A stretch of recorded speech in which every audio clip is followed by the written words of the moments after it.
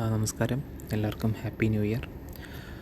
ഈ വീഡിയോ നമ്മുടെ ഈ വർഷത്തെ അവസാനത്തെ പ്രീ മാർക്കറ്റ് വീഡിയോ ആണ്. അപ്പോൾ നമുക്ക് സമയം കളയാണ്ട് അനാലിസിസിലേക്ക് പോകാം. ആദ്യം നമ്മൾ ഇന്നലത്തെ വോളിയം പ്രൊഫൈൽ എടുത്ത് അനലൈസ് ചെയ്യുകയാണെങ്കിൽ എനിക്കതൊരു ക്യാപിറ്റൽ ബി ഷേപ്ഡ് പ്രൊഫൈൽ പോലെയാണ് തോന്നുന്നത്. അതായത് നമുക്ക് രണ്ട് വാല്യൂ ഏരിയൻ നോഡ്സ് പോലുള്ള സ്ഥലമുണ്ട്, പക്ഷേ അതിൻ്റെ VPOC വന്നിരിക്കുന്നത് മേളിലത്തെ നോഡിലാണ്. സോ ആ നോഡായിരിക്കും നമ്മൾ വാല്യൂ ഏരിയ ആയിട്ട് കൺസിഡർ ചെയ്യുന്നത്. അപ്പോൾ മാർക്കറ്റ് ഇന്നലെ രാവിലെ ഒരു അപ് ട്രെൻഡ് പോലെ സൂചിപ്പിച്ചെങ്കിലും പിന്നെ ഒരു 11 മണി ഒക്കെ ആകുമ്പോഴത്തേക്കും ഒരു ഫോൾ വന്ന് പിന്നെ ടുവാർഡ്സ് എൻഡ് ഒരു ഉച്ചയ്ക്ക് 1:30 ആകുമ്പോഴാണ് നമുക്കൊരു റിക്കവറി കിട്ടിയത്. അതൊരു ഷാർപ്പ് റിക്കവറി ആയിരുന്നു. അപ്പോൾ ഇന്ന് മാർക്കറ്റ് എവിടെയാണ് ഓപ്പണിങ് ചെയ്യുക എന്ന് അനുസരിച്ചിട്ടായിരിക്കും നമ്മുടെ പ്ലാൻ.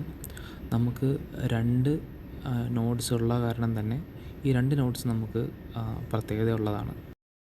ഞാനിനി ഇന്നത്തെ 2-3 സിനാറിയോ പറയാം. അപ്പം മാർക്കറ്റ് ഒരു മൈനർ ഗ്യാപ്പ് അപ്പ് ആണെങ്കിൽ, ഇപ്പം നിഫ്റ്റി നോക്കുമ്പോൾ ഒരു 30 പോയിൻറ്റ്സോളം മൈനർ ഗ്യാപ്പ് അപ്പാണ് കാണിക്കുന്നത്. ഇനി ആ മാർക്കറ്റ് തുറക്കുമ്പോഴത്തേക്കും ഒരു 50 പോയിൻറ്റ്സോ 40 പോയിൻറ്റ്സോ ആണെങ്കിൽ മാർക്കറ്റ് ഓപ്പൺ ചെയ്യുന്നത് ഏകദേശം 25,970 ആ റേഞ്ചിലായിരിക്കും. അപ്പോൾ ആ റേഞ്ചിൽ മാർക്കറ്റ് ഓപ്പൺ ചെയ്യുകയാണെങ്കിൽ ഇമ്മീഡിയറ്റ് ആയിട്ട് നമുക്ക് കിട്ടുന്നൊരു സപ്പോർട്ടാണ് നമ്മൾ ചാർട്ടിൽ മാർക്ക് ചെയ്തിരിക്കുന്ന ബൈ സൈഡ് ലിക്വിഡിറ്റി സോൺ. ഒരു ഗ്രീൻ ബാൻഡ് കാണാം നിങ്ങൾക്ക്. അപ്പോൾ ഈ ഗ്രീൻ ബാൻഡിൻ്റെ മേളിൽ മാർക്കറ്റ് വന്ന് ഒന്ന് ഡിപ്പ് ചെയ്യുമ്പോഴാണ് നമുക്ക് മുകളിലോട്ടുള്ള മൂവ്മെൻറ്റ് കിട്ടുന്നത്. പക്ഷേ ആ മൂവ് നമുക്ക് ഒരു നല്ലൊരു മൂവ് കിട്ടണമെങ്കിൽ ഇന്നലത്തെ ഡേ ഹൈ, അതായത് 25,978 നമുക്കൊരു സപ്പോർട്ടായിട്ടും കിട്ടണം. അതല്ലെങ്കിൽ ഈ മൂവ് ഇൻവാലിഡേറ്റഡ് ആയി പോകും. കാര്യം നമുക്ക് ഇവിടുന്ന് ഒരു മൂവ് കിട്ടിയാലും ആ 25,970 റെസിസ്റ്റൻസ് നമുക്ക് ഫർദർ മൂവ്മെൻറ്റ്സിനെ ബാധിക്കും. സോ ഇന്നലത്തെ ഡേ ഹൈ ഏരിയ നമുക്കൊരു സപ്പോർട്ടായിട്ട് ആക്ട് ചെയ്താൽ മാത്രമേ നമുക്ക് ഈ ഒരു മൂവ് വാലിഡേറ്റ് കിട്ടുള്ളൂ. അതല്ലെങ്കിൽ ആ ബൈ സൈഡ് ലിക്വിഡിറ്റി സോണിലത്തെ ലിക്വിഡിറ്റിയിലെടുത്ത് മാർക്കറ്റ് താഴെ വരികയാണെങ്കിൽ പിന്നെ നമ്മൾ വെയിറ്റ് ചെയ്യണം. പിന്നെ നമുക്കൊരു ഒരു അപ്സൈഡ് മൂവ്മെൻറ്റിന് വേണ്ടി നമ്മൾ പിന്നെ നിൽക്കരുത്. അപ്പോൾ നമ്മളങ്ങനെ മാർക്കറ്റ് അവിടുന്ന് താഴെ വീഴുകയാണെന്ന് തോന്നുകയാണെങ്കിൽ, അതായത് 25,978 നമുക്കൊരു സപ്പോർട്ട് എടുക്കാൻ പറ്റിയിട്ടില്ലെങ്കിൽ ഞാൻ അവിടുന്ന് നോക്കാൻ പോകുന്നത് ഒരു ഷോർട്ട് ട്രേഡാണ്. അപ്പോൾ 25,978 എന്ന് ഷോർട്ട് ചെയ്യുകയാണെങ്കിൽ ഫസ്റ്റ് ടാർഗറ്റ് വരുന്നത് 25,940.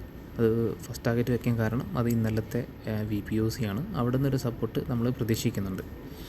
പിന്നെ അവിടെ നിന്നും നമ്മൾ വീണ്ടും ഷോർട്ടിങ് കണ്ടിന്യൂ ചെയ്യുകയാണെങ്കിൽ രണ്ടാമത്തെ ടാർഗറ്റ് വരുന്നത് 25,924. ബട്ട് മിക്കവാറും ഞാൻ 25,940 എൻ്റെ എല്ലാ പൊസിഷൻസും എക്സിറ്റ് ആവാൻ ചാൻസ് ഉണ്ട്. കാര്യം മാർക്കറ്റ് അവിടെ നിന്നൊരു സപ്പോർട്ട് എടുക്കാനുള്ള ചാൻസ് ഞാൻ കാണുന്നുണ്ട്. ഇനി നമ്മൾക്ക് കൗണ്ടർ ട്രേഡ്, അതായത് വീണ്ടും ഒരു ബുള്ളിഷ് ട്രേഡ് നമ്മൾ നോക്കുന്നുണ്ടെങ്കിൽ നമ്മൾ ആദ്യം നോക്കേണ്ടത് 25,924 എന്ന് പറഞ്ഞ റേഞ്ചാണ്. കാര്യം ആ റേഞ്ചിൻ്റെ പ്രത്യേകത എന്താണെന്ന് വെച്ചാൽ നമ്മൾ ഇന്നലെ ലോവർ നോഡിൽ നമ്മൾ മാർക്കറ്റ് പ്ലേ ചെയ്ത സമയത്ത് അവിടെയുള്ള ആ വോളിയം മൊത്തം നമുക്കതിൻ്റെ ചെറിയൊരു സപ്പോർട്ടായിട്ട് ആക്ട് ചെയ്യാൻ പോകുന്നൊരു റേഞ്ചാണ് ഈ 25,924 എന്ന് പറയുന്നത്. അപ്പോൾ താഴെ വരുന്ന മാർക്കറ്റിൽ ഞാൻ ആദ്യമായിട്ട് നോക്കുന്നൊരു ലോങ് ഓപ്പർച്യൂണിറ്റി എന്ന് പറയുന്നത് 25,924 ഇനി 25,924 ഞാൻ ലോങ് എടുത്ത സമയത്ത് എൻ്റെ SL അടിക്കുകയാണെങ്കിൽ ഞാൻ പിന്നെ മാർക്കറ്റ് ഒന്നും കൂടെ താഴെ വരാൻ വേണ്ടി വെയിറ്റ് ചെയ്യും. പിന്നെ ഞാൻ ലോങ് ട്രേഡ്സ് എടുക്കുന്നത് 25,863 എന്ന് പറയുന്ന ലെവലായിരിക്കും. ഞാൻ ഇന്നലത്തെ ഡേ ലോ ആയ 25,890 നിന്ന് ഞാൻ മിക്കവാറും ലോങ് ഒന്നും എടുക്കുന്നുണ്ടാവില്ല. അപ്പോൾ ഞാൻ കുറച്ചും കൂടെ മാർക്കറ്റ് താഴെ വരാൻ നോക്കിയിട്ട് 25,863 എന്ന് പറയുന്ന പോയിൻ്റാണ് ഞാൻ നോക്കുക. കാര്യം അവിടെ എനിക്കൊരു സെറ്റപ്പ് ഉണ്ട് ഓർഡർ ഫ്ലോയിൽ. അപ്പോൾ ആ സെറ്റപ്പ് എടുക്കാനായിരിക്കും ഞാൻ ശ്രമിക്കുന്നത്. ഇനി അതെല്ലാം മാർക്കറ്റ് താഴെ വരുന്നില്ല എന്നുണ്ടെങ്കിൽ പിന്നെ ഞാൻ ട്രേഡ് ഒന്നും എടുക്കുന്നുണ്ടാവില്ല മിക്കവാറും. അപ്പോൾ ഇത്രയൊക്കെ ഉള്ളൂ. എല്ലാവർക്കും നല്ലൊരു പുതുവത്സരം ആശംസിക്കുന്നു. Happy new year.